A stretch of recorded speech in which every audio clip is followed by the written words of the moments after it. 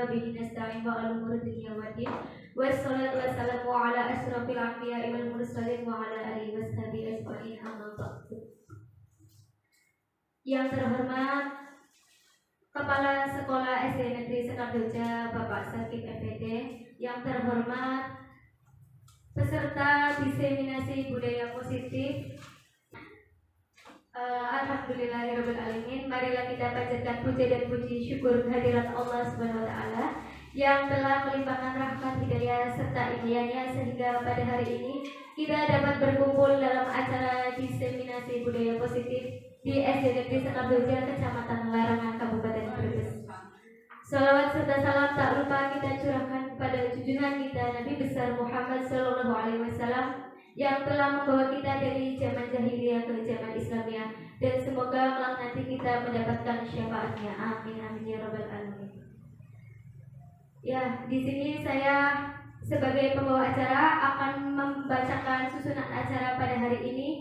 Acara yang pertama yaitu pembukaan, acara yang kedua yaitu sambutan dari Kepala Sekolah SD Negeri Sekardoja, acara yang ketiga yaitu kegiatan inti, dan acara yang terakhir yaitu penutup. Acara yang pertama yaitu pembukaan. Marilah kita buka acara pada hari ini dengan bacaan basmalah. Bismillahirrahmanirrahim. Acara yang kedua yaitu sambutan Kepala Sekolah SD Negeri Sekardoja. Kepada Bapak Sakib MPD kami persilakan.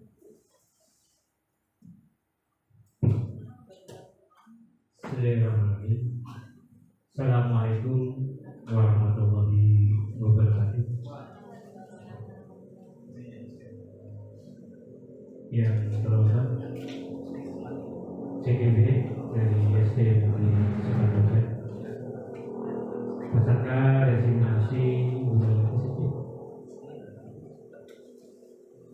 Puji syukur alhamdulillah kami panjatkan kepada Allah Subhanahu wa taala. Alhamdulillah hari ini kita diberi kesehatan, kesempatan sehingga Bapak Ibu bisa hadir memenuhi undangan dari Bapak Rusnota dalam kegiatan destinasi budaya positif sebagai tindak lanjut dari kegiatan calon guru penggerak yang merupakan aksi nyata dari apa yang harus dilakukan oleh calon guru penggerak. Salawat dan salam semoga senantiasa dilimpahkan kepada junjungan kita Nabi Muhammad Sallallahu Alaihi Wasallam. Mudah-mudahan kita semua dapat juga hidayah. Bapak Ibu yang saya hormati, ada beberapa hal yang perlu saya sampaikan. Yang pertama, ucapan selamat kepada Bapak Ibu yang bisa hadir untuk kegiatan destinasi budaya positif. Mudah-mudahan kehadiran dari Bapak Ibu bisa membawa hasil yang diharapkan, karena kegiatan ini nanti ada hal positif yang akan disampaikan oleh calon guru penggerak dalam rangka bagaimana proses pembelajaran yang akan dilakukan di sekolah. Bapak Ibu yang saya hormati, sebagai aksi nyata dari calon guru penggerak, di samping kegiatan-kegiatan yang sudah dilakukan, seperti contoh awal ada kegiatan lokakan non dan sudah terlewat, dan saya juga mengikuti kegiatan tersebut sangat luar biasa, antusias dan aktif, walaupun untuk lokakan non itu dengan sistem daring. Kemudian juga dilanjutkan dengan kegiatan dari calon guru penggerak berupa pendampingan individu yang didampingi oleh PP pengajar praktek, kebetulan dari Mas Rusnoto didampingi oleh Wahyu Pengawasan, dan itu sudah berjalan. Tidak juga sudah berjalan loka karya 1 dan loka karya 2. Harapannya nanti pada loka karya ketiga juga dilaksanakan, dan keterlibatan dari lembaga dari kepala sekolah juga kayaknya dilibatkan untuk kegiatan loka karya ketiga. Nah, pada hari ini calon guru penggerak akan mencoba melaksanakan desimasi, yaitu menyebarkan pemahaman dan penerapan pengalaman yang terkait dengan budaya positif. Mudah-mudahan dari calon guru penggerak nanti akan memberikan pencerahan ataupun pemahaman yang bisa disikapi oleh Bapak Ibu sebagai peserta dan harapannya bisa diaplikasikan dalam kegiatan pembelajaran yang ada di sekolah. Bapak Ibu yang saya hormati, terkait dengan kegiatan hari ini, sengaja kami undang seluruh guru yang ada di SD kami, plus lintas ada beberapa teman dari SD lain untuk bisa mengikuti kegiatan pada siang hari ini dalam rangka diseminasi. Diseminasi itu adalah penyampaian yang berupa hal-hal positif yang mungkin nanti dari hasil ini seperti yang tadi awal saya katakan bisa diterapkan dalam kehidupan, dalam kegiatan pembelajaran di sekolah. Itu harapan. Dan mudah-mudahan kegiatan pembelajaran hari ini bisa dilaksanakan secara maksimal dari CGP. Mudah-mudahan bisa memfasilitasi kegiatan ini. Barangkali nanti ada hal-hal yang perlu ditanyakan, insya Allah siap dari CGP untuk menampung pertanyaan dan memberikan solusi terkait dengan mungkin yang menjadi kendala ataupun hal-hal yang belum dipahami oleh Bapak Ibu. Kita nanti cari ya Pak sebagainya. Monggo dari keluhan yang ada di Bapak Ibu terkait dengan proses pembelajaran, barangkali ada yang perlu disampaikan, kita diskusikan, kita cari bersama dengan CGP. Kita sama-sama mencari solusi. Itu aja ya Bapak Ibu. Kurang lebihnya mohon maaf. Saya Tri. Assalamualaikum warahmatullahi wabarakatuh. Terima kasih kepada Bapak Sakib MPD yang telah menyampaikan sambutannya. Acara yang selanjutnya yaitu kegiatan inti yang akan dibawakan oleh Bapak Rusnoto SPD. Kepada Bapak Rusnoto SPD kami persilakan.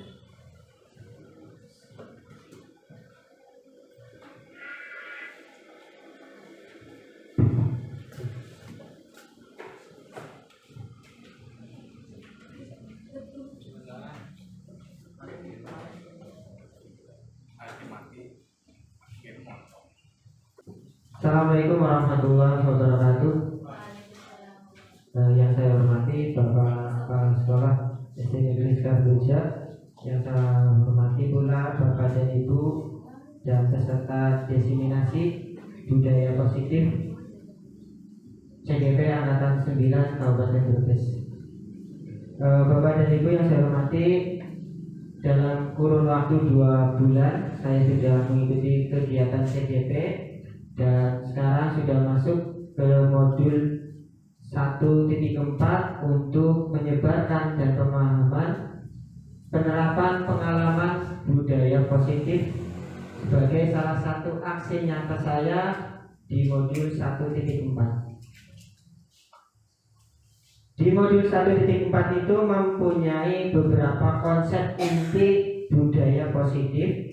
Yang pertama yaitu perubahan paradigma belajar, yang kedua disiplin positif, ketiga nilai-nilai kebajikan, keempat kebutuhan dasar manusia, yang kelima motivasi perilaku manusia, keenam posisi kontrol guru, ketujuh keyakinan kelas, dan terakhir adalah segitiga restitusi. Kita masuk dalam konsep inti yang pertama, itu pembelajaran dengan paradigma baru.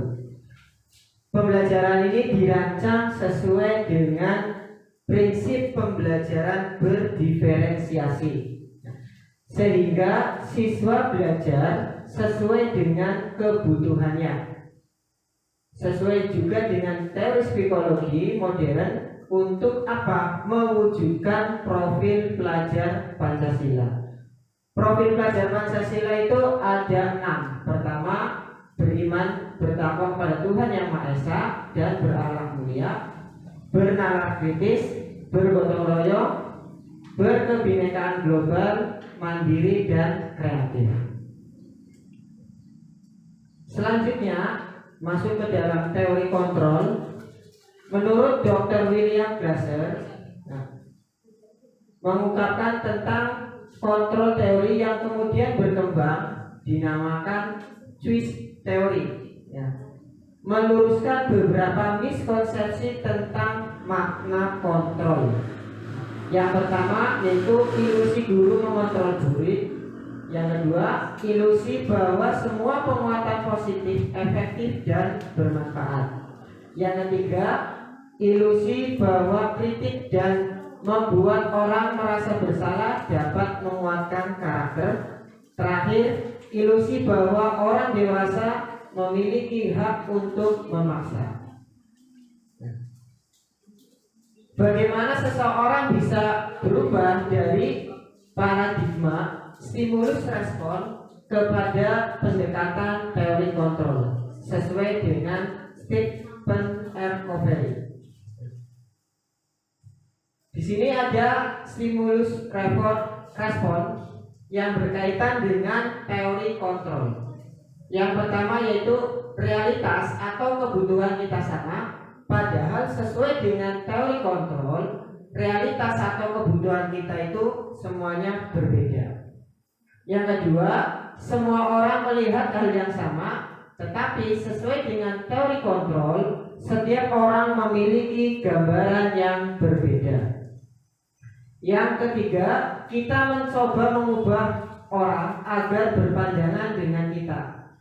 Padahal sesuai dengan teori kontrol, kita berusaha memahami pandangan orang lain tentang dunia.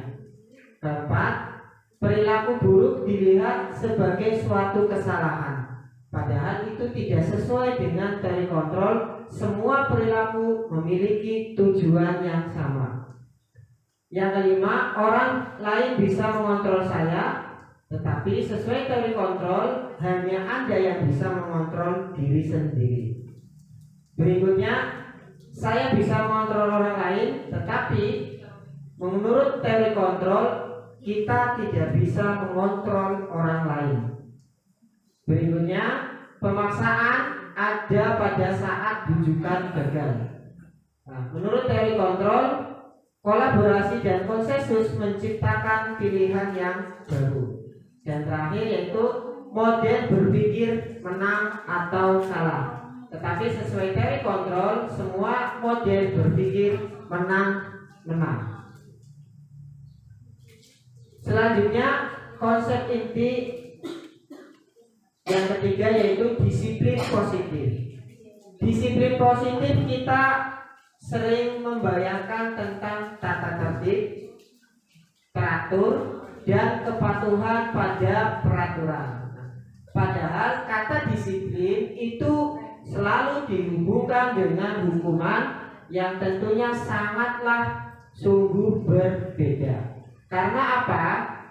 Belajar tentang disiplin itu tidak harus dengan memberikan hukuman, tetapi salah satu alternatif terakhir dan kalau perlu tidak digunakan sama sekali.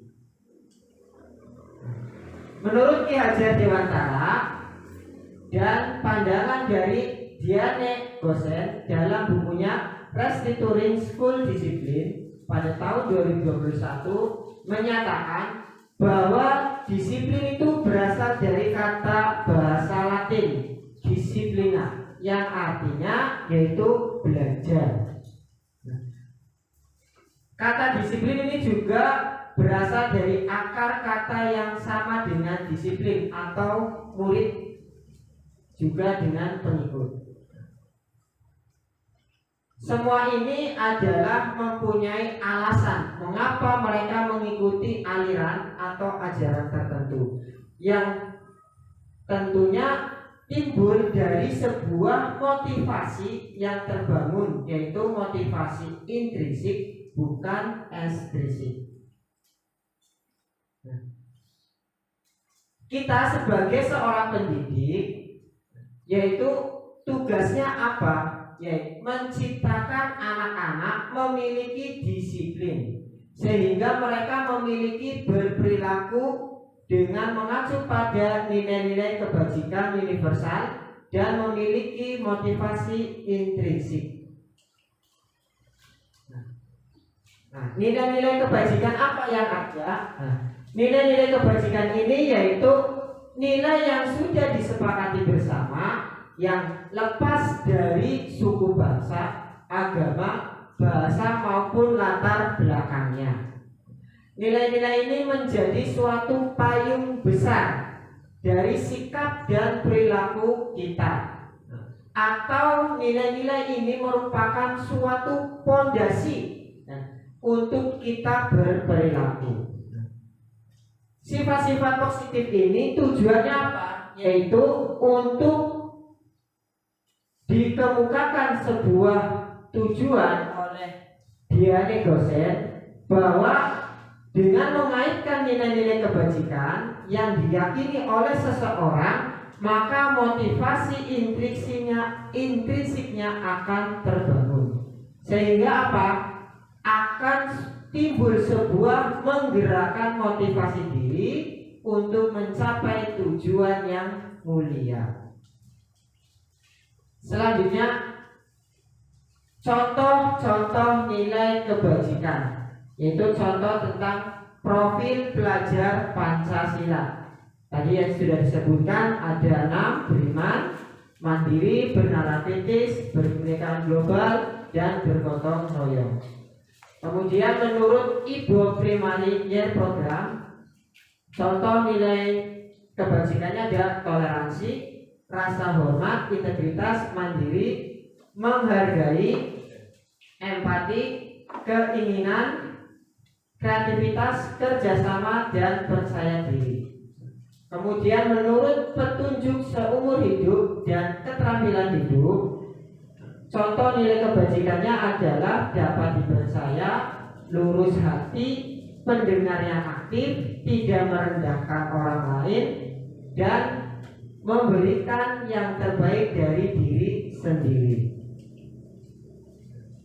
Selanjutnya, konsep inti dari kebutuhan dasar manusia. Manusia itu mempunyai kebutuhan, yang salah satunya ya Bapak Ibu itu bertahan hidup.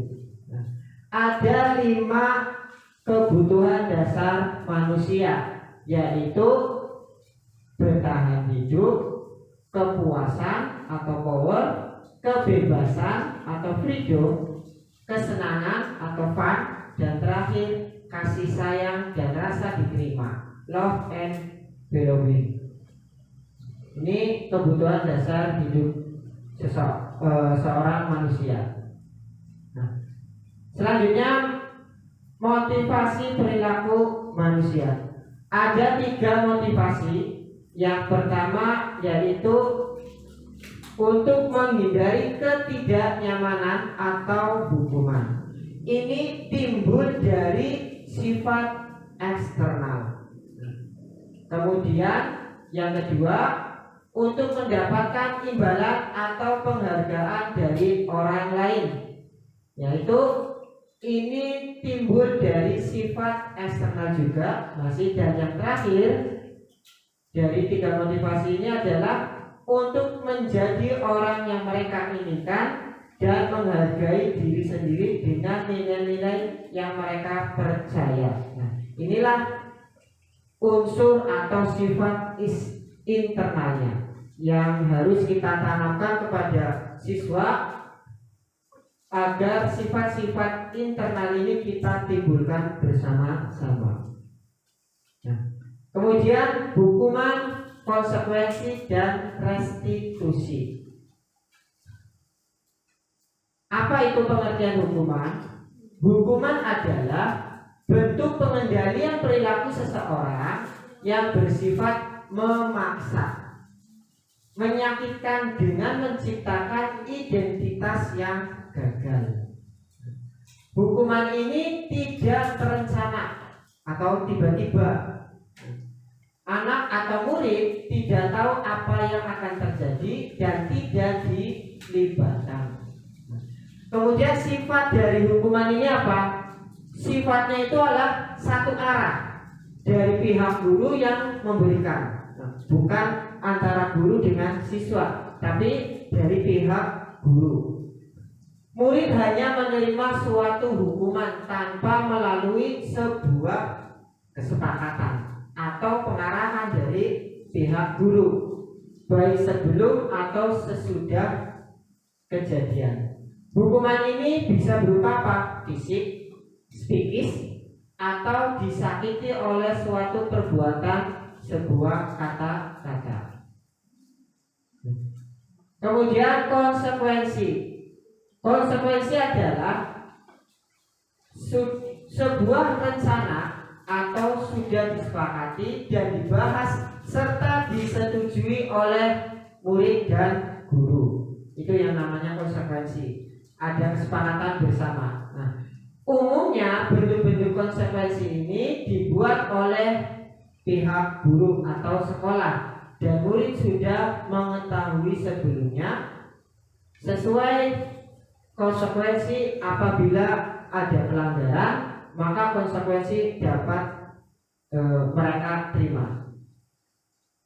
Sifatnya apa dari konsekuensi ini? Sifatnya yaitu mempunyai waktu yang pendek.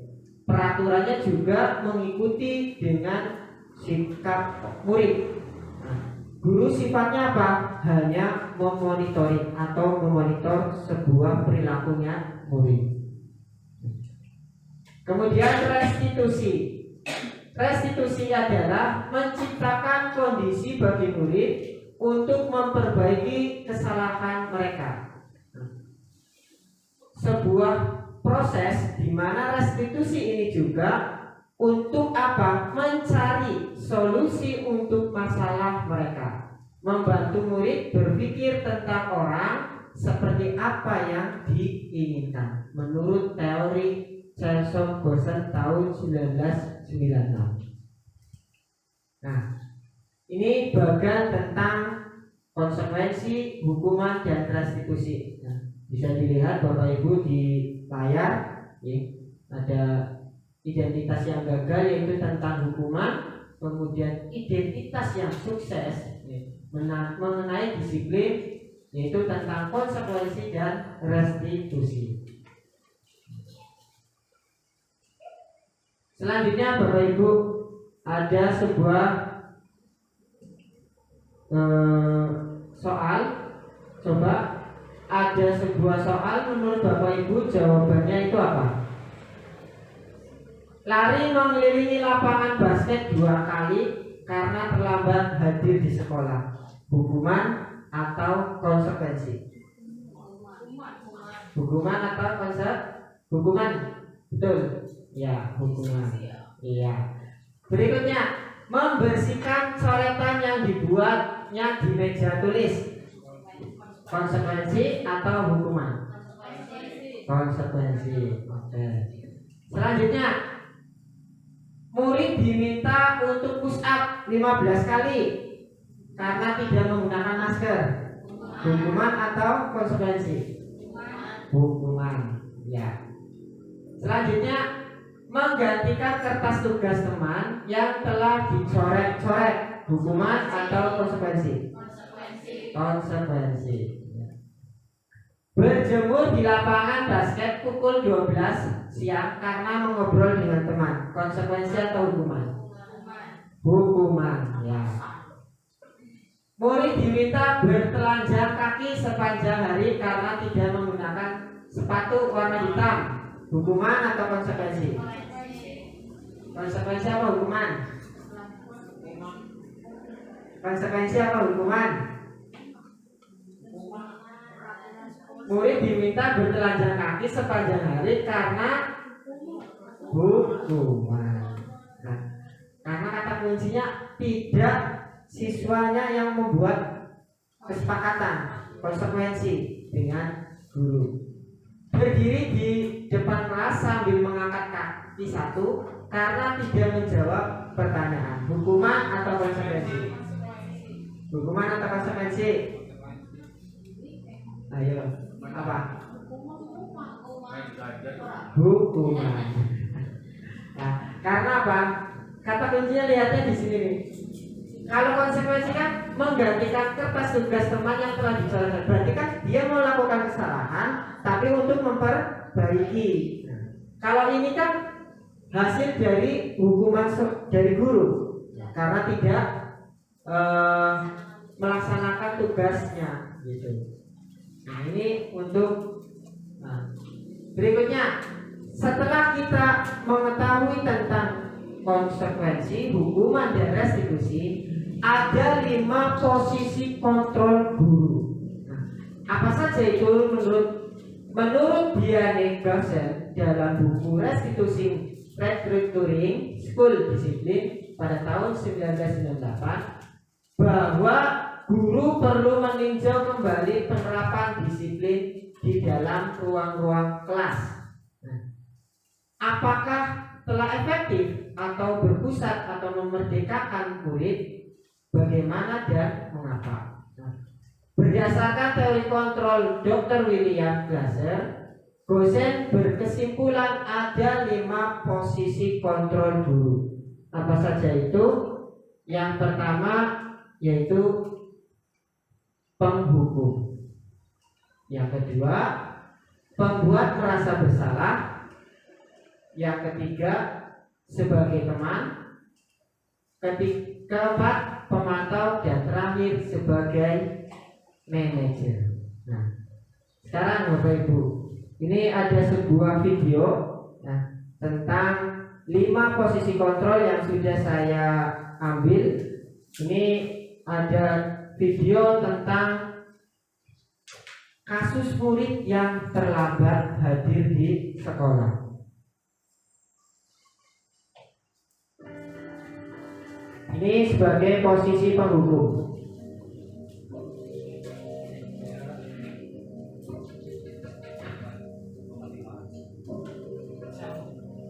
Naren, sini kamu. Selamat pagi Bu. Selalu terlambat. Kamu deh, pasti terlambat. Maaf Bu, saya Apa? Apa coba? Alasan kamu apa lagi? Kapan sih kamu tidak terlambat? Malas sekali ya kamu jadi anak. saya Dasar pemalas.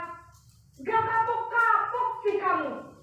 Sudah berapa kali terlambat? Sana, kamu keliling lapangan basket 2 kali. kenapa saya harus ke lapangan basket Bu? Kenapa? Kamu nolak ibu? Berani-beraninya jawab. Sudah terlambat, masih berani jawab pula. Sekarang, keliling lapangan basket 5 kali sekalian. Biar kapok. Cepat, pergi sana ke lapangan basket. Ya, itu posisi penghukum. Nah, posisi penghukum ini tadi di awal yaitu satu arah. Nah, mempunyai sifat satu arah. Tidak ada kesepakatan antara guru dengan siswa. Nah, ini contoh sebagai posisi kontrol penghukum. Nah, selanjutnya ini ada video lagi tentang posisi kontrol guru sebagai merasa bersalah.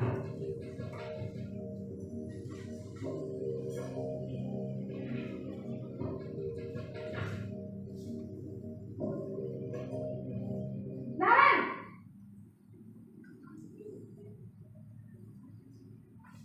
Selamat pagi Bu. Naren, kamu kenapa terlambat lagi, nak? Ya Tuhan, Naren, kamu senang ya bikin ibu susah ya? Kalau kamu terlambat lagi, nanti ibu yang ditegur bapak kepala sekolah, nak. Disangka ibu tidak bisa membina kamu. Duh, gimana ini? Maaf Bu. Duh, Gusti Naren, kamu suka ya kalau ibu ditegur bapak kepala sekolah? Terus, sekarang ibu harus tulis apa yang di buku absen? Ini kamu sudah sering terlambat loh. Ibu harus apa coba? Maaf Bu. Maaf sekali. Ya sudah, lain kali jangan bikin ibu susah lagi ya nak ya. Ibu tidak akan kuat lagi kalau kamu begini terus. Bisa jantungan kalau ibu tegur bapak kepala sekolah. Sana cepat kelas. Maaf ya Bu, maaf sekali. Kelihatan ya Bapak Ibu, guru itu membuat siswa itu merasa bersalah. Nah, padahal belum tentu keterlambatannya itu disebabkan oleh diri sendiri, barangkali karena suatu hal yang mengakibatkan siswa itu terlambat. Ini kelihatan. Nah, selanjutnya video tentang posisi kontrol guru sebagai teman. Bagaimana posisinya? Ilustrasinya seperti ini.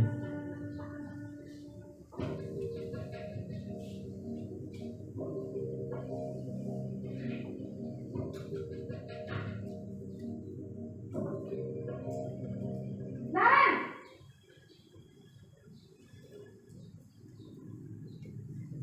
Selamat pagi Bu. Wah, sudah jam berapa ini nak? Terlambat lagi ya sayang. Iya Bu, habis ibu saya lupa bangunkan saya Bu. Kamu malah menyalahkan ibu kamu. Kamu bukannya anak yang larinya paling kencang. Kok terlambat sih? Iya Bu, saya memang terlambat bangun tadi. Jadi biarpun saya lari kencang, tetap gak kekejar Bu. Ya sudah sana. Nanti lain kali larinya lebih kencang lagi ya. Biar gak terlambat lagi.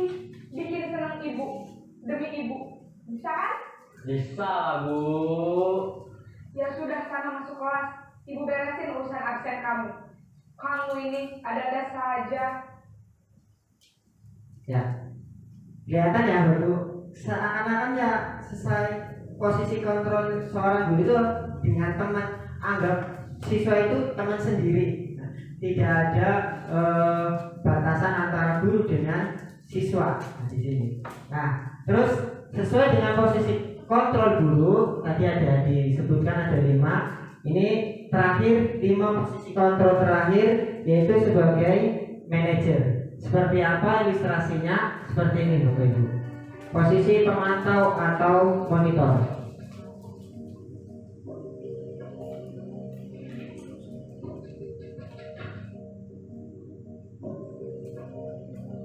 Naren!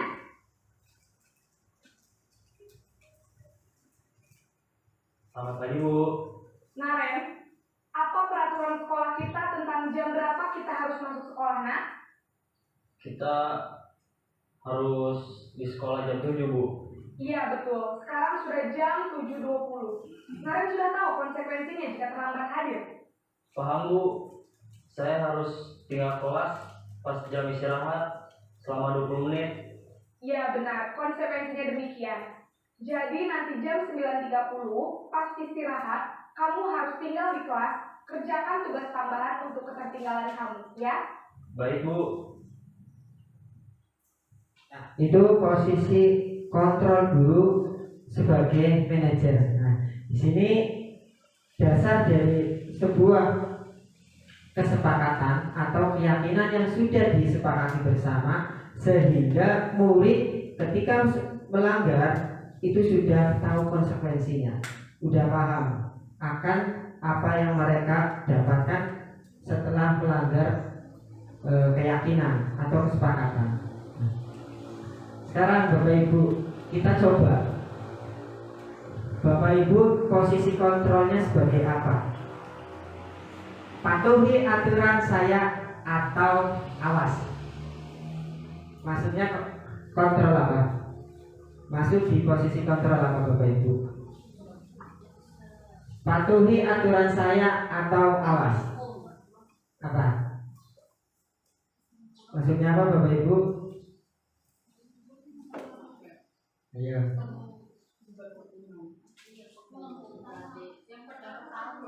Yang pertama apa? Penghukum. Iya, penghukum. Selanjutnya soal berikutnya Bapak Ibu kita coba latihan lagi. Apa yang telah kamu lakukan?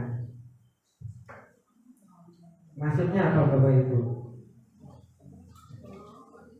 Ayo. Apa yang telah kamu lakukan? Yang kedua berarti Sebagai teman.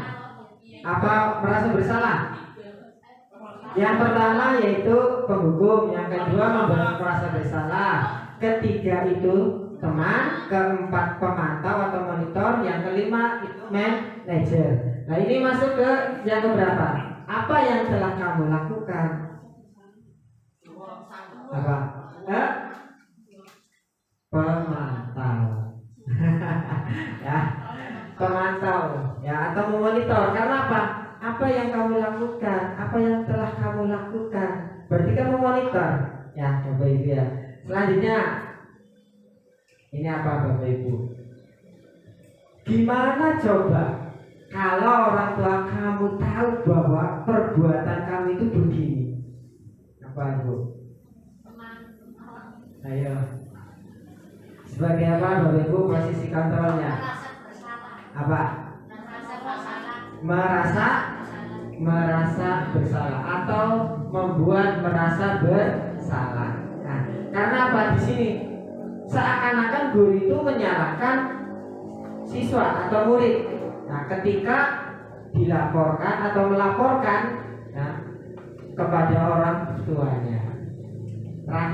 Selanjutnya, ayo bantulah demi bapak ya, demi ibu sebagai teman. Iya. Soal terakhir Bapak Ibu.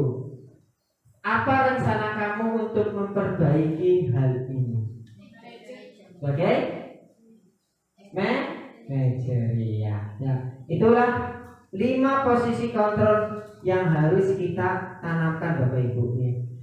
Kita harus mempunyai 5 posisi kontrol yang harus kita miliki dan harus kita tanamkan kepada kita dan terapkan itu dalam posisi manajer. Jangan sebagai posisi penghukum, membuat merasa bersalah sebagai teman dan pemantau, itu tidak, tapi kita posisikan sebagai manajer. Nah, tadi di awal melihat video untuk mencapai sebuah posisi kontrol manajer, kita diperlukan yang namanya sebuah keyakinan tadi, keyakinan kelas atau kesepakatan kelas. Nah, keyakinan kelas. Kenapa keyakinan kelas? Bukan peraturan kelas. Nah, menurut Bapak Ibu apa? Keyakinan dan peraturan itu sama apa beda Bapak Ibu? Keyakinan dan peraturan sama apa beda? Ayo. Tadi kan di awal sudah ya. Di awal kan sudah kalau keyakinan itu sebuah proses ya yang sudah disepakati bersama.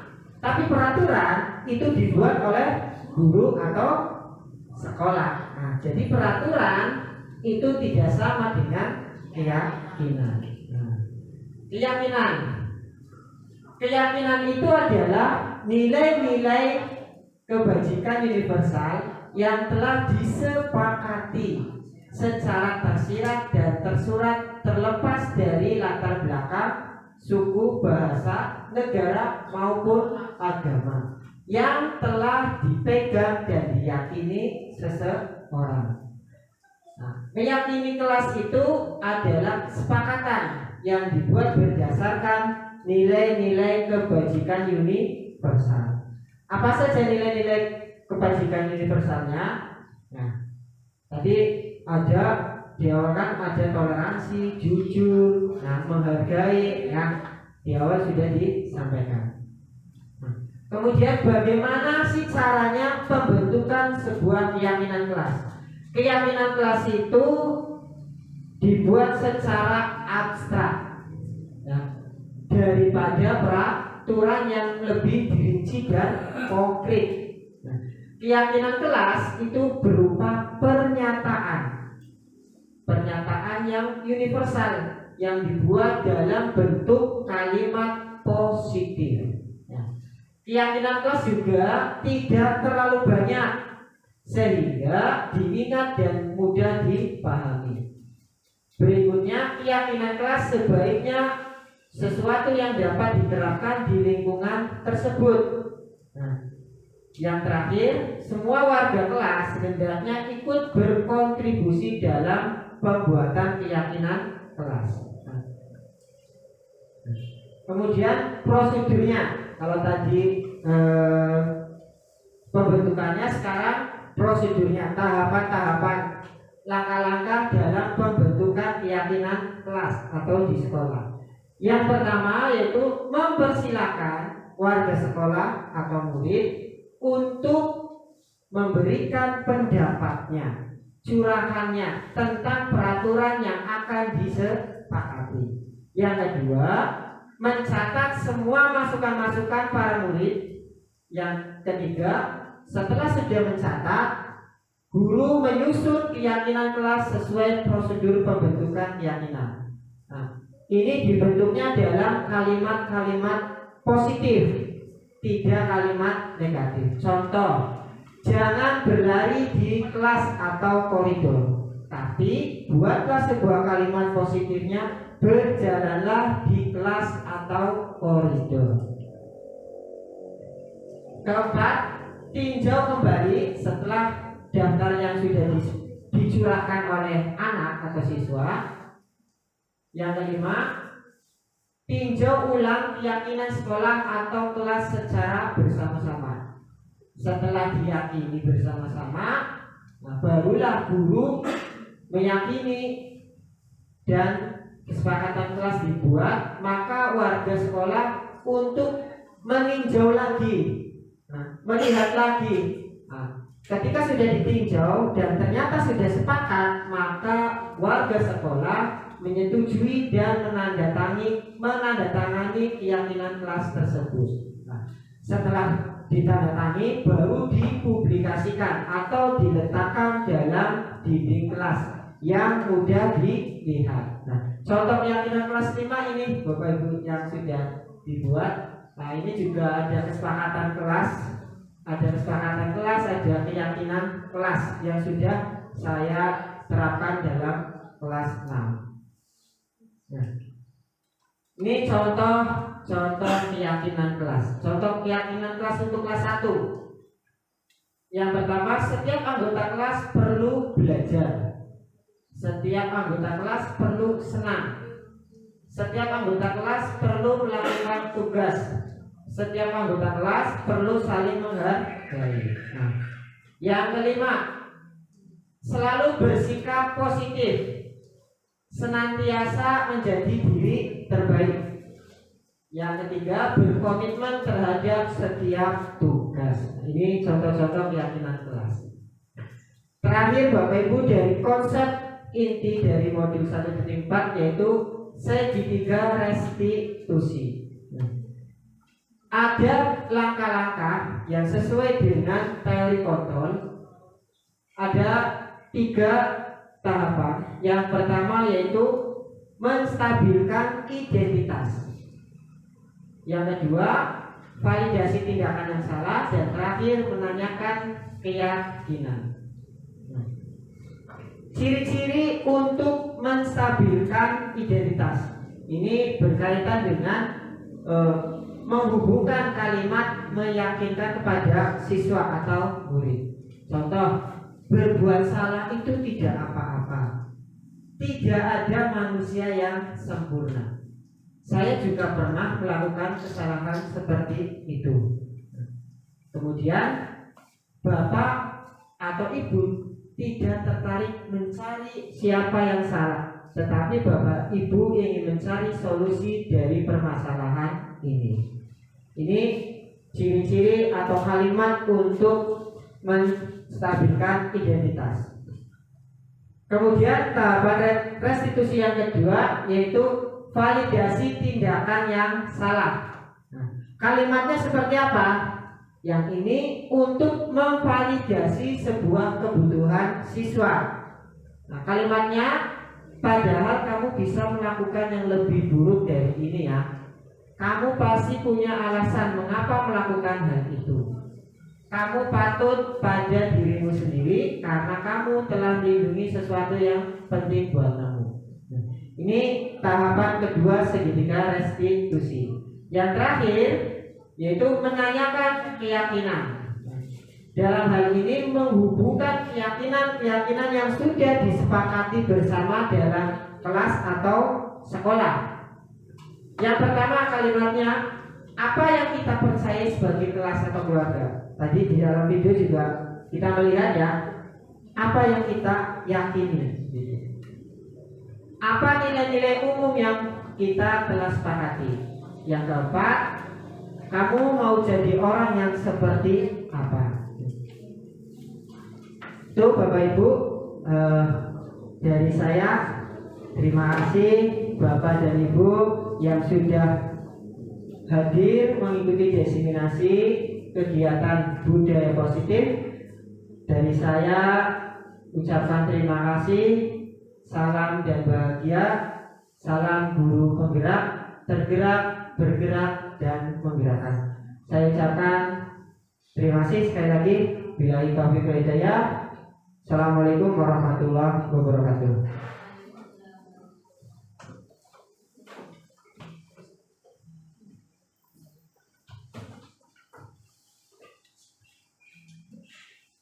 Terima kasih kepada Bapak Rusnoto SPD atas penyampaian materinya. Semoga apa yang disampaikan dapat bermanfaat untuk kita semua. Amin. Di acara yang terakhir yaitu penutupan, marilah kita tutup acara ini dengan bacaan hamdalah. Alhamdulillahirabbil alamin. Ya, saya sebagai pembawa acara mohon maaf apabila ada tutur kata yang kurang berkenan. Saya akhiri. Wassalamualaikum warahmatullahi wabarakatuh. Ada umpan balik ya.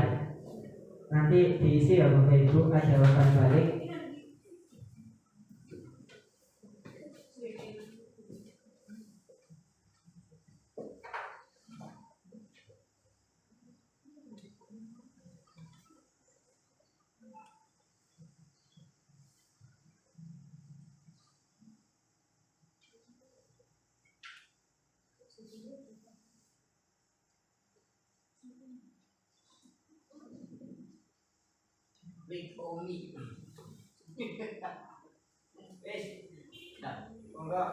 Diisi Bapak Ibu, itu umpan balik saya. Silakan. Cara mengisinya bisa diklik tanda tambah atau diklik tambah di sini. Nah, monggo Bapak Ibu diisi, diklik ditambah di sini atau di sini juga sama. Nah, ada umpan balik tentang diseminasi budaya positif yang sudah saya lakukan. Monggo. Nanti di sini jawabannya akan muncul. Ya, monggo.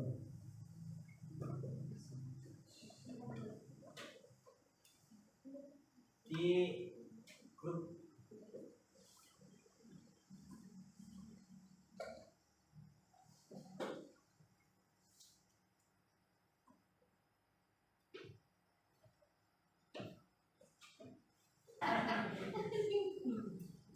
Oke, bocah kayak seneng mas. Ini bocah. Kayak misalnya soal langsung mau jawab nanti bocah malah tulis itu. Iya.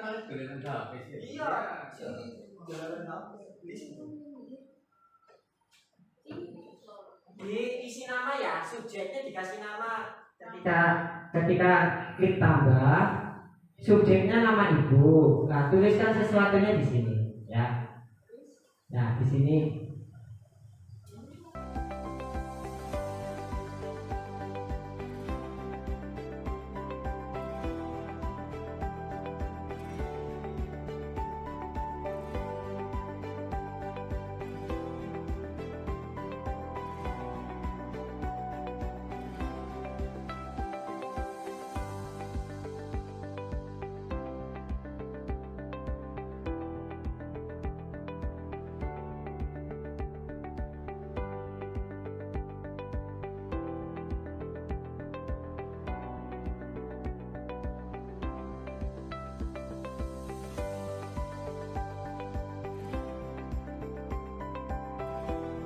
Assalamualaikum warahmatullahi wabarakatuh.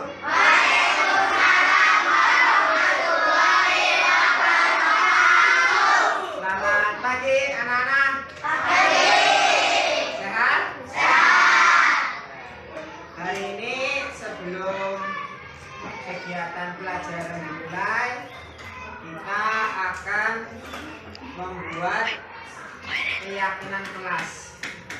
Keyakinan kelas itu apa? Keyakinan kelas adalah keyakinan yang sudah kita sepakati bersama dan itu dipertanggungjawabkan bersama oleh kita. Jadi apa yang sudah kita yakini di dalam kelas ini itu harus dilaksanakan. Kenapa? Penting apa enggak? Kan? Karena apa? Karena dengan adanya keyakinan kelas ini, kalian meyakini bahwa apa yang sudah disepakati oleh kita bareng-bareng itu mempunyai nilai-nilai. Nilai apa? Nilai kebajikan.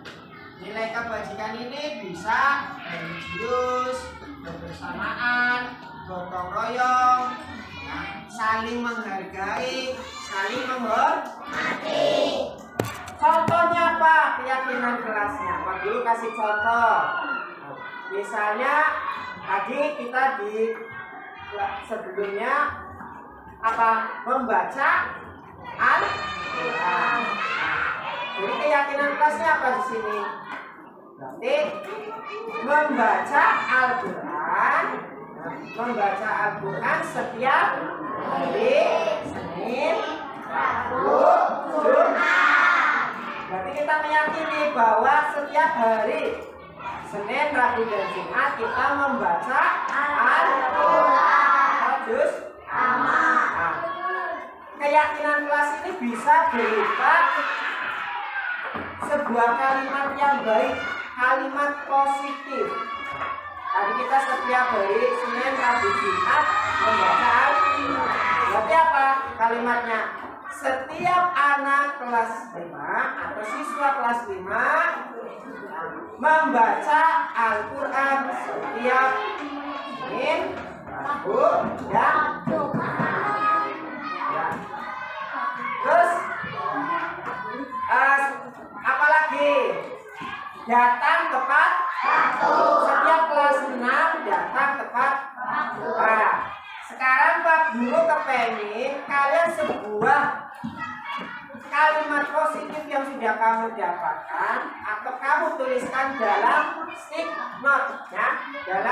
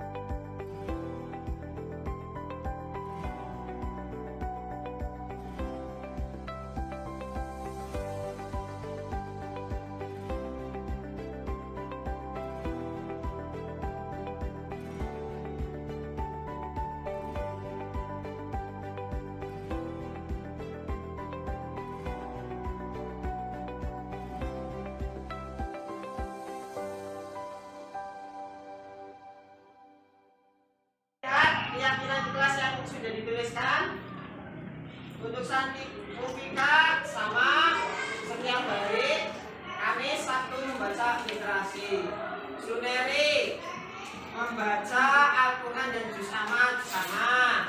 Kemudian Sherly juga sama membaca Al-Quran. Santika menjaga kebersihan. Siswa kelas 6 menjaga kebersihan kelas bersama-sama. Diyakini apa enggak?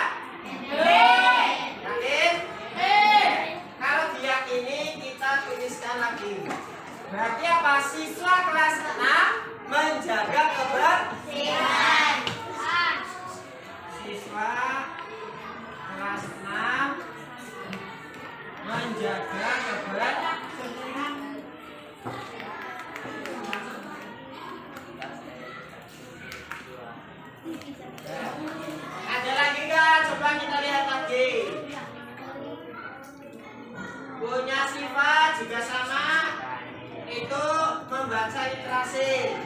Kemudian Lilin juga sama, membaca juz.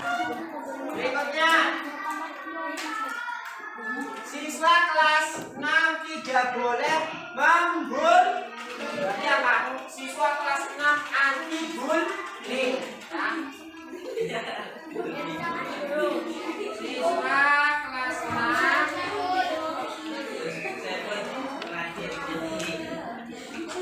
siswa kelas 6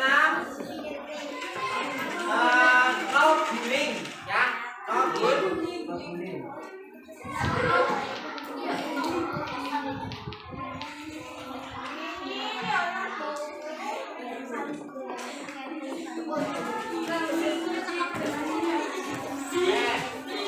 Terus berikutnya, menjaga kebersihan tinggal bersama. Kemudian Kamila datang tepat waktu juga sama. Kemudian siswa kelas 6 berangkat sekolah tepat waktu juga sama. Mas Anda membaca Al-Quran juga sama. Sabila datang tepat waktu, tidak ketinggalan pelajaran. Kemudian Koirin membaca Al-Quran. Lalu Viola siswa kelas 6 membaca Al-Quran. Terakhir setiap hari Senin membaca Al-Quran Rizki. Berarti sudah ada. Dari yang sudah kalian cantumkan, ternyata ada 6 yang sudah ada di keyakinan kelas kita. Mau ditambah apa tidak? Ditambahnya apa? Contohnya apa? Misalnya apa? Mendengarkan guru yang sedang berbicara.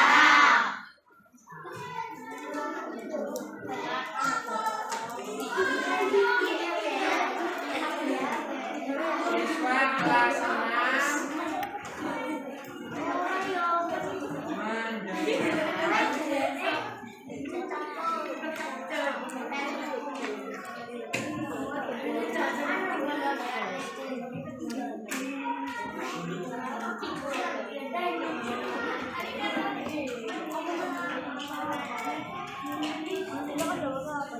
yang sedang berbicara.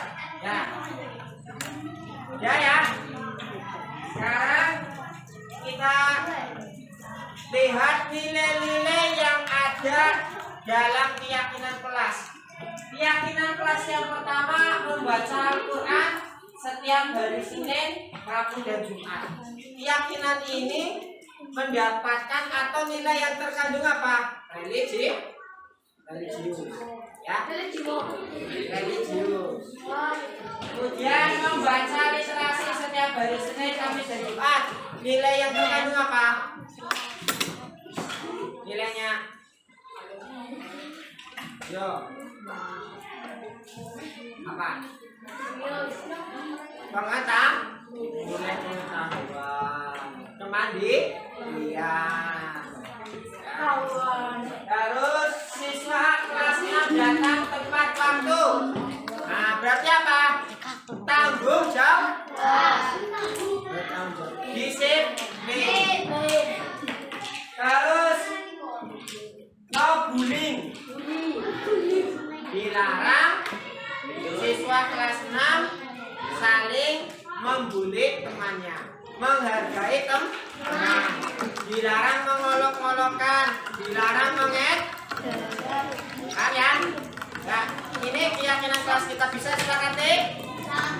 Terima kasih. Nah, itu kesepakatan kelas atau keyakinan kelas 6 yang harus dilaksanakan bersama-sama. Jika keyakinan kelas dilanggar, berarti kalian sudah tidak melaksanakan keyakinan kelas kalian. Solusinya apa? Ketika kalian melanggar, berarti harus memperbaiki.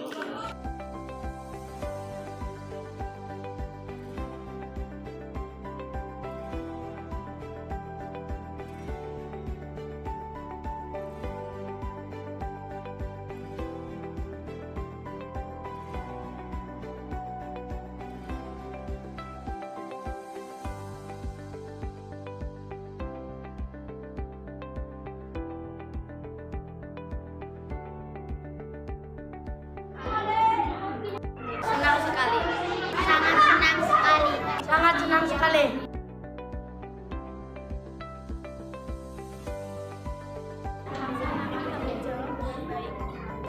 Menjadi pribadi yang menghargai sesama, menjadi pribadi yang bertanggung jawab, menjadi pribadi yang mandiri, menjadi pribadi yang baik.